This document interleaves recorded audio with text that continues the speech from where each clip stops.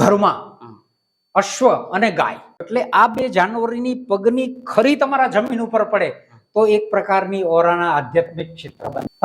મિત્રો, મારો થોડોક પર્સનલ શોખ રહ્યો છે.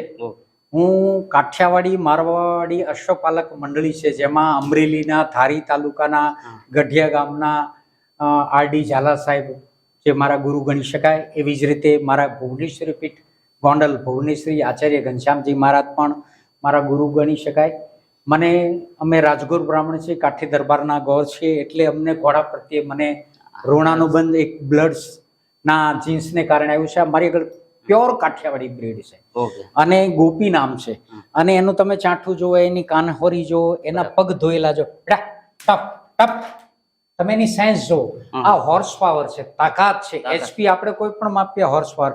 અને એક આધ્યાત્મિક દ્રષ્ટિ કે જે ઘરમાં અશ્વ અને ગાય એ બે હોય, કેમ કે જ્યારે 14 રત્ન દરિયાનું સમુદ્ર મંથન થયું ત્યારે કામધેનુ ગાય નીકળી, જે ગાય છે આપણી પાસે.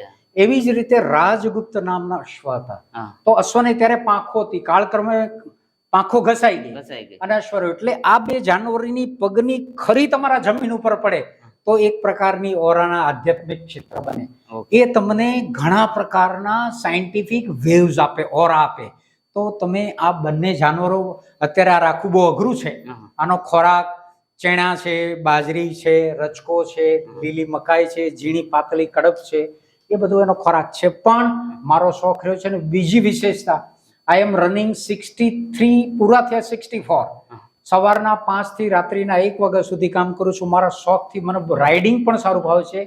એનેથી વિશેષ કોઈ પણ અશ્વ હોય એના જજિંગ કમિટીનો પણ હું મેમ્બર હતો. બીજું, અત્યારે ગુજરાતમાં શો જે થયા પહેલા એમાં 43 મિની કામા અશ્વ શો અને 13 મેજર હોર્સ શોનું લાઇઝનિંગ વન મેન શો મેં કર્યું છે ગવર્મેન્ટ ઓફ ગુજરાતમાં પશુપાલન ખાતા મારફત.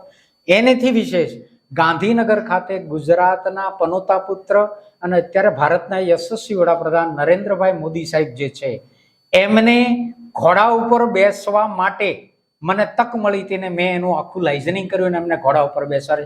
ખૂબ આપણને કહેવાય, અને એના અંદરના ગુણો એવા છે કે બહુ જન્મજાત જાણે ઘોડેસવાર હોય ને એવી એણે સવારી પણ કરી લીધી ગાંધીનગર ખાતે. તો આ મારો એક અશ્વનો પર્સનલ શોખ છે, એના નિમિત્ત રૂપે હું રાખું છું. ધન્યવાદ.